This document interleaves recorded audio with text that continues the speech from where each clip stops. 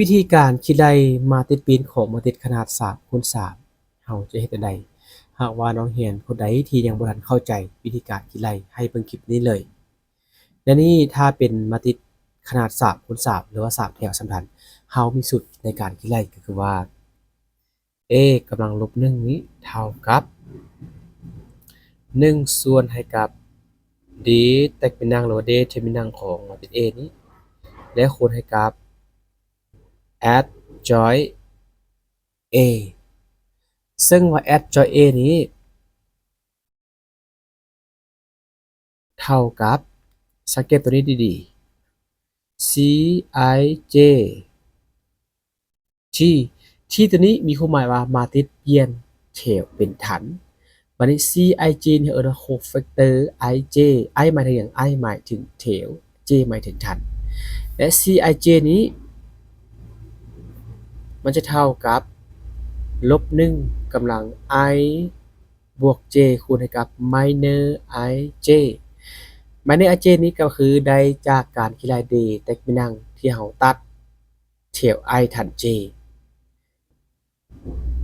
i หมายถึงแถว j หมายถึงฐานฉะนั้นเราต้องใช้ตัวนี้สามารถคิดไล่ตัวนี้ได้เลยตอนนี้เบิ่งสูตร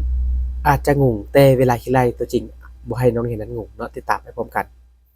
และนี่ก่อนอื่นเราไปซอกหาว่า d แตกเป็นนางของ a นี่เท่ากับเท่าใดซะก่อนอันที่1เราไปคิดไล่ว่า d แตกเป็นนางของ a นี้เท่าไหร่เขียนตัวนี้ขึ้นบัดนึง1 2 2 2 0 5 1 3 2และนี้การคิดไล่ d แตกเป็นนางขนาด3คูณ3ก็มีหลายวิธีแต่นี่จะเลือกวิธียกเอา2ฐานทางหน้านี้เอาไปไว้ทางด้านหลังนี่ก็จะได้เป็น1 2 1ต่อมาก็จะเป็น2 0 3แล้วก็คิดไล่ตามเหตุการณ์คำนวณตัวนี้เป็นบวกตัวนี้เป็นลบเริ่มจากตัวนี้บวกก่อนสังเกตกัน1คูณ0คูณ2เท่ากับ0บวกให้2คูณ5คูณ1เท่ากับ10บวกให้2คูณ2คูณ3 2 2 4 4 3 12บัดนี้เครื่องหมายลบเริ่มจากตัวนี้เลย1คูณ0คูณ2เท่ากับ0ลบให้บัดนี้3คูณ5คูณ1เท่ากับ15เป็นลบ15ลบให้2คูณ2คูณ2เท่ากับ8ครับเพราะ2 2 4 4 2 8เท่ากับ10บวก12เท่ากับ22มาลบออก15มาลบออก8ตัวนี้เท่ากับลบ1หมายความว่าค่าของ d แตกเป็นนาง a นี้แม่นเท่ากับลบ1หมายความว่าบ่นี้เราจะได้แทนเป็นลบ1บัดนี้เราไปซอกหา add join a เท่ากับตัวนี้จะเขียนโครงสร้างแบบนี้ไว้ก่อนเลยอันนี้เป็นตัวที่มันที่เป็นแถวเป็นฐานและทางด้านในนี้ก็คือว่าจะเป็น cij เนาะซึ่งจะเป็นแถว i ฐาน j ทั้งหมดทั้งมวลนี้เราเห็นว่ามันมีอยู่9ตำแหน่ง1 2 3 4 5 6 7 8 9มีอยู่9ตำแหน่ง9ตำแหน่งและเพื่อเป็นการง่ายในนี้จะพาไปเขียนเลขเครื่องหมายของมันซะก่อนตัวบนที่ว่าลบ1กำลัง i บวก j ตำแหน่งใดที่เราเอาแถวบวกฐานนั้นออกมาเป็นเลขบวกเป็นเลขคู่มันจะกลายเป็นบวกและเมื่อแถวบวกฐานเป็นเลขคี่มันจะเป็นเครื่องหมายลบฉะนั้นตัวนี้ตำแหน่ง1 1แถว1ฐาน1 1บวก1เป็น2ฉะนั้นเป็นเลขคู่ฉันจะเป็นเครื่องหมายบวกสังเกตตัวนี้ดีๆและตัวต่อมานี้เป็นแถวที่1ฐานที่2แถว1ฐาน2 1บวก2เท่า3เป็นเลขคี่ฉันจะเป็นตำแหน่งลบตัวนี้จะเป็นบวกคิดไล่แบบนี้เลยจะเป็นลบบวกลบจะเป็นบวกลบบวกอันนี้แม่นได้มาจากบนที่ว่าลบ1กำลัง i บวก j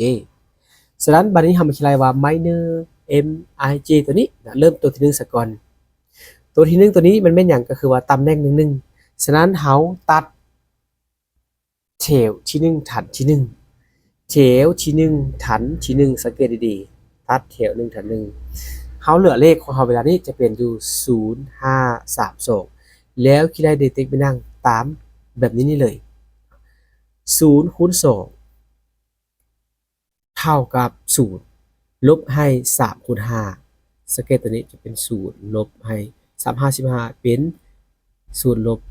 15เท่ากับลบ15ลบ15เห็นว่ามาคูณกับบวกตัวนี้เป็นลบคือเก่าฉะนั้นตัวนี้จะเป็นลบ15และตัวต่อไปก็เฮ็ดคล้ายๆคือกันนี่ต่อไปจะเป็นเฮาตัดแถวที่1ฐานที่2เลขเขาเหลือยังเวลานี้เหลือ2 5 1 2คูณค่อยเลย2 2 4ลบให้1คูณ5นี่ก็จะได้เป็น4ลบ5เท่ากับลบ1ลบ1ตัวนี้เฮามาคูณกับตำแหน่งตัวนี้เป็นลบลบคูณลบกลายเป็นบวกเด้ลบจากการคิดไล่ลบจากสูตรฉะนั้นจะกลายเป็นบวก1ต่อมาเฮาก็ตัดแถว1ฐาน3เหลือแม่น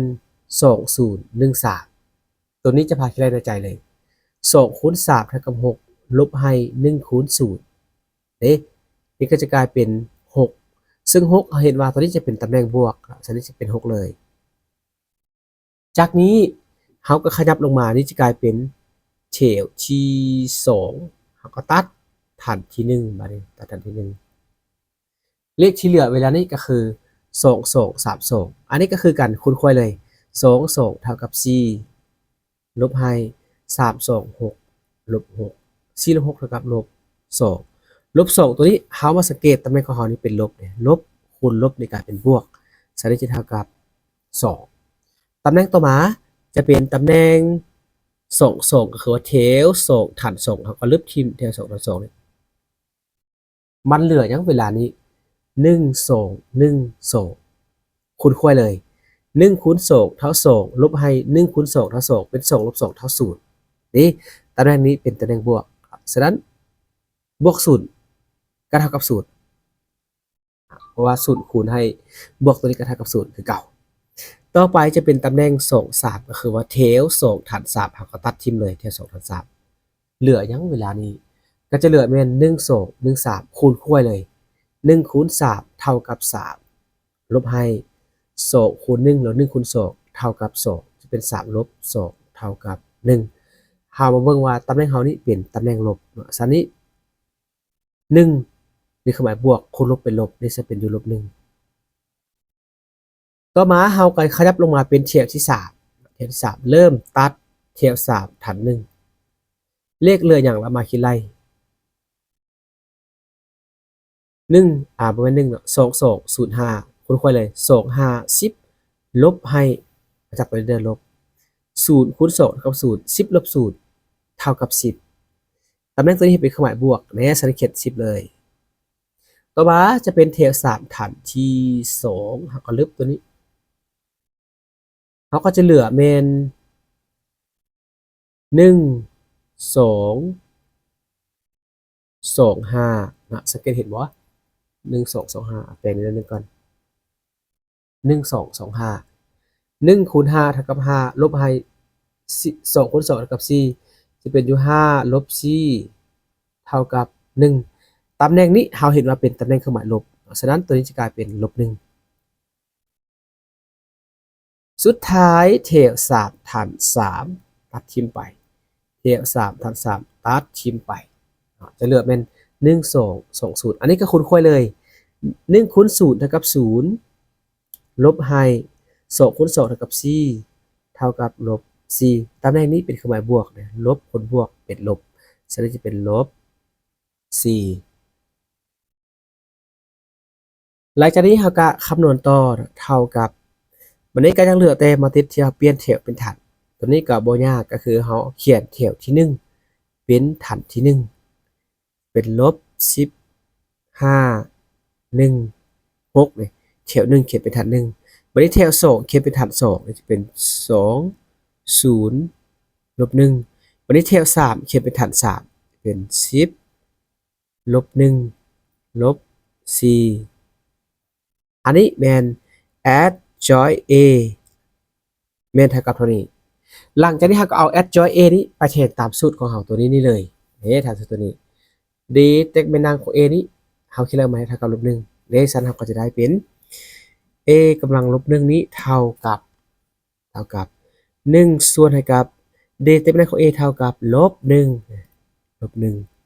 คูณให้กับเขียนตัวนี้คืน add เจ้า a เท่ากับตัวนี้ลบ15 2 10 1 0ลบ1 6ลบ1ลบ4 1หารให้ลบ1เท่ากับลบ1ฉะนั้นเอาลบนี้คูณเข้าไปทางด้านในเลยก็จะได้นี่จะเป็น15นี่เป็นลบ2นี่ก็เป็นลบ10นี่จะเป็นลบ1เป็น0 1นี่จะเป็นลบ6นี่จะเป็น1นี่จะเป็น4หมายความว่าเวลาคูณลบเข้าไปทางด้านในตัวลบจะกลายเป็นบวกตัวบวกจะกลายเป็นลบอันนี้จะเป็นวิธีการเสาะหามัลติปินของมัลติขนาด3คูณ3ซึ่งนี้ค่อนข้างว่าค่อยๆไปก็เลยใช้เวลาเดจักน้อยหนึงแต่ถ้าน้องเห็นเท่านั้นหากเข้าใจวิธีการเกแล้วเราจะใช้เวลาน้อยกว่านี้อีกและท้ายนี้ถ้าหากว่าคลิปนี้ถูกใจหากว่าคลิปนี้เห็นว่าดีมีประโยชน์ก็ฝากทุกๆคนกดใจไลค์แชร์และติดตามแล้วเราพบกันใหม่อยู่ในคลิปต่อไป